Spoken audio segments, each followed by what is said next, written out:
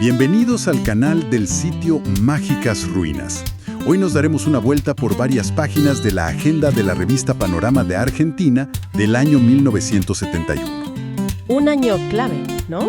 Un año de gran efervescencia cultural y social. Un tiempo que hoy revisitaremos para entender mejor sus ecos.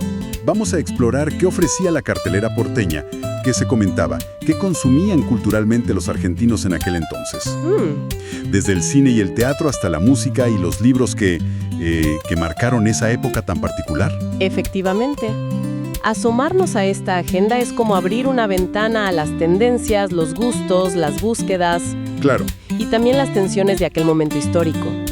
Intentaremos analizar no solo qué se ofrecía, sino qué significaba, qué debates latían debajo de esa oferta cultural tan rica y a veces, contradictoria. Perfecto. Comencemos este recorrido analítico. Empecemos por el cine, que siempre es un gran espejo, ¿no? Sin duda. La Cinemateca Argentina, por ejemplo, cumplió un rol fundamental. Ofrecía ciclos retrospectivos importantísimos. Sí, recuerdo haber leído sobre eso. Como uno dedicado a los 75 años de cine francés. Tremendo. Ahí se podían revisar obras maestras, ¿no? Desde René Clair y su Bajo los techos de París, pasando por Clement con Juegos prohibidos, hasta la modernidad de Godard con Sin aliento. Claro, figuras clave. Sin olvidar a Pagnol, Feyder o Cocteau. Una verdadera escuela de cine para el público. Realmente. Y no se quedaba solo en Francia, ojo. La agenda también muestra ciclos de cine norteamericano con figuras indiscutibles como Billy Wilder. El ocaso de una vida. Esa obra cumbre, exactamente. O Zinnemann con De aquí a la eternidad. Peliculones. Incluso se rescataban directores considerados malditos o marginales en su momento, como von Stroheim con La viuda alegre. Qué interesante eso. Esto habla de una cinefilia porteña muy activa, interesada tanto en los clásicos consagrados como en revisar figuras más controversiales, digamos. Es verdad. Había una mirada profunda hacia la historia del cine. Pero lo realmente interesante, para mí, es cómo esa revisión convivía con el cine más contemporáneo. Ese que empezaba a meter el dedo en la llaga de los tabús morales de la época. Totalmente. Un ejemplo claro era Mujeres apasionadas de Ken Russell, basada en la novela de D.H. Lawrence. Sí. Llegaba a la sala así, pero notoriamente afectada por los cortes de la censura. Precisamente. Esa película y otras similares reflejaban cómo crujían las viejas estructuras morales, especialmente en lo referente a la sexualidad. Claro. Un proceso que venía gestándose desde la posguerra, ¿no? La censura, a la que a veces se llamaba irónicamente Anastasia, Sí. intentaba poner límites. Pero la discusión sobre una nueva moral ya estaba instalada en la sociedad. Estaba ahí. La tensión entre lo que se mostraba y lo que se ocultaba era, palpable. Y en esa misma línea, comedias como Bob and Carol en Ted and Alice generaban un revuelo considerable. Esa fue un boom. Exploraban sin tapujos esa nueva moral sexual en la clase media californiana, pero el espejo funcionaba perfectamente para la clase media porteña. Por supuesto. Quizás no era una revolución cinematográfica en sí misma, qué sé yo, pero ponía el tema sobre la mesa de café, generaba debate. Incomodaba. Exacto. Y es fascinante observar cómo se lidiaba con esas tensiones hace más de 50 años. Uno no puede evitar preguntarse, pregunta 1, aquellos debates sobre la moral sexual en el cine de 1971, la forma de abordar el deseo, la pareja, ¿cómo creen que se comparan con las discusiones que vemos reflejadas en las pantallas de hoy? ¿Persisten fantasmas similares o los ejes de la controversia se han desplazado por completo? Buena pregunta. Ahora, no todo era debate moral, claro. Había también espacio para el cine político o de autor, con una impronta más dura. Se destacaba, por ejemplo, El ejército de las sombras, de Jean-Pierre Melville, una película fundamental sobre la resistencia francesa. Imprescindible. Aunque es una pena porque la revista informa que llegó a las salas con casi media hora menos, amputada por la distribución local. ¡Qué barbaridad! Una lástima para una obra de esa envergadura realmente. Una pena. Y el cine argentino también pisaba fuerte en esa agenda. Se menciona El habilitado, de Jorge Cedrón. ¿Sí? Y la revista no duda en calificarla como quizás el film más feroz del cine nacional hasta ese momento. ¿Qué definición? Esto indica una búsqueda de lenguajes propios, más crudos, más directos, digamos, en sintonía con la agitación política y social que se vivía. Totalmente. Una señal de vitalidad y riesgo en la producción local. Dejemos el cine por un momento y entremos al mundo del teatro, ¿te parece? Dale.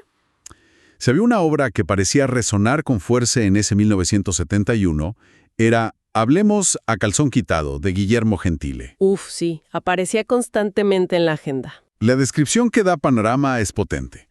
Un drama sobre la servidumbre y la rebelión. Es una descripción que sugiere mucho sobre las preocupaciones de la época, ¿no? La crítica apuntaba que quizás el segundo acto no mantenía la fuerza arrolladora del primero. Pero aún así se perfilaba como un posible clásico moderno. Su larga permanencia en cartel, meses en el Teatro Payró, Impresionante. indica una conexión profunda con el público, probablemente tocando fibras sensibles relacionadas con la sensación de opresión, la impotencia, La dificultad de la rebelión. la dificultad de llevar adelante una rebelión, exactamente. Exacto. Parecía ser una de esas obras que capturan el espíritu de los tiempos. Pero no era lo único. Convivía con reposiciones de textos consagrados, Siempre pasa eso. como El preceptor de Bertolt Brecht en el Teatron. La puesta en escena era elogiada por su fineza y su crítica directa a la hipocresía puritana. Brecht siempre vigente. Brecht siempre encontraba eco en Buenos Aires, sí. Y tampoco podemos olvidar un género con un arraigo popular inmenso, la zarzuela, esa forma de teatro musical español. ¿Cierto? En el Teatro Avenida, El Barberillo de Lavapiés se convertía en un éxito inesperado. La revista la llama injustamente olvidada Mira vos. y celebra su capacidad para llenar la sala, demostrando la persistencia de ciertos gustos populares. La convivencia de un drama existencial como el de Gentile, la vigencia de Brecht y el éxito de la zarzuela nos pinta un cuadro teatral diverso, ¿no? Sin duda, y observando cómo una obra como Hablemos a calzón quitado lograba esa resonancia y permanencia, surge una reflexión inevitable. Pregunta 2. ¿Qué obras de teatro actuales, de las que vemos hoy en la cartelera porteña o argentina, creen que podrían llegar a ser recordadas dentro de 50 años como clásicos de nuestra época? ¿Cuáles capturan de manera similar las tensiones y preguntas de nuestro presente? Es para pensarlo. Sigamos nuestro recorrido y vayamos a la música. La agenda musical de 1971 que refleja Panorama era increíblemente variada, Sí, muchísimo. mostrando una convivencia muy interesante de géneros y públicos. En el ámbito de la música clásica, la oferta era de primerísimo nivel internacional. Totalmente. Se anunciaban lanzamientos discográficos de figuras cumbre como la soprano Elizabeth Schwarzkopf. A quien no dudaban en llamar la divina. Justamente. O directores de la talla de Pierre Boulez interpretando a Berlioz y Debussy. También dúos de renombre como el de los pianistas Walter y Beatrice Klein. ¿La calidad de estos nombres sugiere un público conocedor, exigente? Y muy activo en Buenos Aires. ¿Y los conciertos en vivo no se quedaban atrás? La agenda anunciaba eventos que hoy sonarían casi utópicos. Por ejemplo, Imagínate presenciar en el Colón, por ejemplo, a Herbert von Karajan, dirigiendo nada menos que a Sviatoslav Richter, Mstislav Rostropovich y David Oistrakh juntos, no, en serio. interpretando el triple concierto de Beethoven, un verdadero acontecimiento. Un lujo absoluto que demuestra la centralidad de Buenos Aires en los circuitos internacionales de música clásica en ese momento. Tal cual. Pero lo fascinante, nuevamente, es la convivencia. Esa fuerte presencia de lo clásico no opacaba otras corrientes que estaban emergiendo o fusionándose de maneras novedosas. Exactamente. Por ejemplo, en el campo de la danza, una figura clave como Óscar Araiz, coreógrafo del Ballet del Teatro San Martín, Un grande Araiz. se animaba a crear piezas que la revista describe como imaginativas y dinámicas, utilizando música del grupo de rock psicodélico The Iron Butterfly. Con Inagada da Vida. Lo leí, sí. Concretamente, su famoso tema Inagada da Vida. Esa es una muestra clarísima de la permeabilidad de las fronteras artísticas en la época. Una búsqueda de nuevos lenguajes escénicos, Una audacia. que no temía fusionar la danza contemporánea con el rock más pesado del momento. Una audacia notable, sí señor. Y si miramos las recomendaciones de discos, esa diversidad se confirma. Encontrábamos desde más música francesa de concierto, Milhaud, Debussy, Ravel, Lo clásico presente. hasta el jazz más tradicional de la antigua jazz band o el tango profundo y filosófico de Edmundo Rivero cantando a Discépolo en el disco Discepolín. ¡Qué mezcla! Y junto a ellas, sin solución de continuidad, aparecían discos de Joan Manuel Serrat, que ya era una figura masiva. Serrat era enorme. En toda Hispanoamérica, el folclore de proyección de las voces blancas, e incluso compilados de éxitos del pop internacional como Top Pop Secret 3. Una coctelera cultural. Una mezcla ecléctica que hoy nos puede parecer sorprendente, sí. Es esa constante tensión y diálogo entre lo consagrado por la tradición, lo masivamente popular y aquello que, que empezaba a experimentar y romper moldes. Y esa variedad disponible a través de la radio, los discos de vinilo, las disquerías, los conciertos, nos lleva a pensar en nuestra experiencia actual, ¿no? Pregunta 3. Si contrastamos esa diversidad musical de 1971 y sus modos de circulación con la forma en que hoy consumimos y descubrimos música, dominada por las plataformas digitales y los algoritmos, ¿qué balance podemos hacer? ¿Se ha ganado en acceso inmediato, pero quizás se ha perdido algo de esa serendipia, de ese encuentro casual con lo inesperado? Es un buen punto. De la música palemos a los libros. La oferta editorial que se desprende de la agenda de Panorama es realmente notable, ¿eh? Riquísima. No solo por su riqueza, sino por su fuerte impronta política y de pensamiento crítico. Hay una clara pulsión por entender un mundo en plena ebullición. Es muy evidente. Se reseñan o anuncian títulos que abordan directamente los conflictos y debates candentes de la época. Por ejemplo, Notas revolucionarias, de Julius Lester, sobre el movimiento del Black Power en Estados Unidos.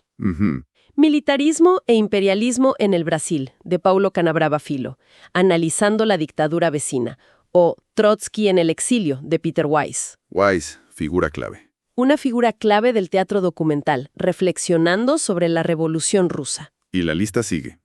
Encontramos crónicas como Miami y el sitio de Chicago, de Norman Mailer, registrando las convulsivas convenciones políticas norteamericanas de 1968. Tremendísimo documento. O testimonios polémicos, como Israel sin sionistas, del político y periodista israelí Uri Avneri. Hay una necesidad palpable de buscar claves para interpretar la realidad global y regional. Claramente, el libro era una herramienta fundamental para intentar comprender ese presente tan complejo y cargado de tensiones ideológicas. Una herramienta de debate. Sin duda, pero este interés por lo político convivía con una oferta muy sólida en filosofía, ensayo y pensamiento crítico. Sí, aparecen introducciones al pensamiento de Herbert Marcuse, figura central de la Escuela de Frankfurt. Marcuse era muy leído. Ensayos sobre estética del mito de Guillo Dorfles, conversaciones con el gran escritor polaco Witold Gombrowicz, publicadas bajo el título Lo humano en busca de lo humano. Gombrowicz y su paso por Argentina. E incluso obras más eruditas y singulares como La diosa blanca de Robert Graves, un estudio monumental sobre el mito poético. Una biblioteca entera en pocas páginas de agenda, tal cual. Y por supuesto, la literatura de ficción tenía un lugar preponderante. Desde el género policial con autores como José Giovanni o el bestseller El primer pecado mortal de Lawrence Sanders. El policial siempre vende. Hasta grandes nombres de la narrativa internacional como Philip Roth y su controvertido El lamento de Portnoy. ¿Que llegó tarde? Que llegaba con cierto retraso, seguramente por cuestiones de censura, sí. También había espacio para la literatura argentina con la reedición de La traición de Rita Hayworth, de Manuel Puig. Puig ya empezaba a ser Puig. Un homenaje a Borges, escrito por Juan Fresán, y clásicos universales como Daniel Defoe o figuras de culto como Malcolm Lowry. ¡Qué nivel!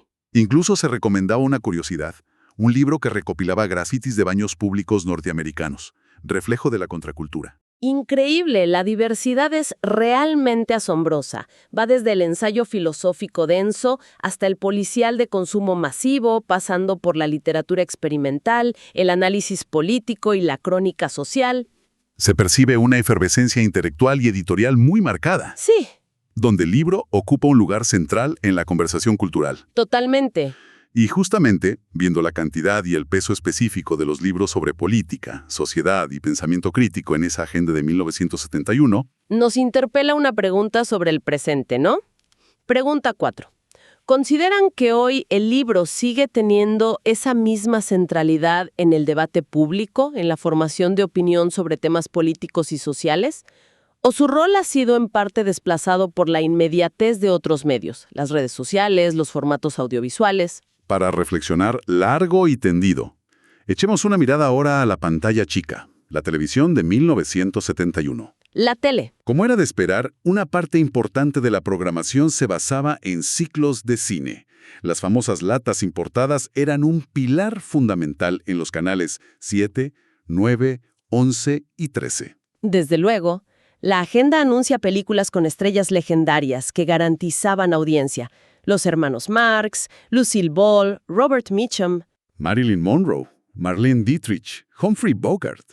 Clásicos. El cine seguía siendo un espectáculo popular, ahora también disfrutado desde la comodidad del hogar.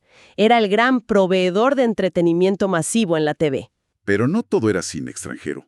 La agenda también destaca algunas producciones locales que intentaban ofrecer algo más, Algo en valor agregado. ya sea en el terreno del periodismo o de la ficción. Por ejemplo, ciclos como Conteste, señor, donde un panel de periodistas conocidos interpelaba a figuras relevantes del momento, desde cineastas como Leopoldo Torre Nilsson hasta ministros del gobierno. Ahí se vislumbran los comienzos de un periodismo televisivo con vocación de análisis y debate, que buscaba generar opinión y confrontar ideas, Interpelar al poder. interpelando al poder político y cultural. Y en paralelo había intentos valiosos, aunque seguramente complejos, de llevar la gran literatura argentina a la pantalla. Exacto. Se menciona a Sergio Renán, una figura clave del cine y teatro argentinos, Un nombre fundamental. adaptando para la televisión textos tan canónicos y complejos como El Aleph de Borges Adaptar el Aleph. ¡Qué desafío! o El banquete de Severo Arcángelo de Leopoldo Marechal, con elencos importantes, un desafío artístico y de producción enorme para la época. Gigantesco. Y otros programas buscaban tomarle el pulso a la sociedad. Simón Stolar conducía ¿Qué piensan los argentinos?, Me suena ese título. indagando sobre temas tan variados como la opinión sobre la propia televisión o el Mundial de Fútbol. Y el historiador Félix Luna, en su ciclo Temas que queman, Félix Luna, claro. abordaba asuntos de actualidad candente, como el debate recurrente sobre la carne argentina. Temas bien nuestros. Se percibe un esfuerzo, quizá todavía incipiente pero significativo, por generar contenidos locales con una cierta densidad, Exacto. tanto en la ficción, apostando por adaptar a los grandes autores nacionales, como en el periodismo, buscando analizar la realidad y la opinión pública. Y al comparar esos formatos pioneros con lo que vemos hoy, bueno, surge otra pregunta. Pregunta 5. ¿Qué paralelismos o, sobre todo, qué diferencias notorias encuentran entre esos programas periodísticos y de debate de 1971, con sus paneles y sus interpelaciones, y los formatos actuales que dominan la televisión o incluso las plataformas online? ¿Cambió fundamentalmente la forma de dialogar con la audiencia y con los entrevistados? Es que cambió todo el ecosistema mediático, ¿no? Pero bueno, la agenda de Panorama no se agotaba en las artes mayores, como decíamos. No, claro. Reflejaba también otros eventos y tendencias que daban cuenta de la vitalidad de la vida social y cultural porteña. El automovilismo, por ejemplo. Fierrero siempre hubo. Tenía un lugar destacado con la temporada internacional en el Autódromo Municipal, un evento impulsado nada menos que por Juan Manuel Fangio. Fangio. Palabras mayores. El deporte siempre presente. Se mencionaba el campeonato argentino de básquetbol que se disputaba en Corrientes.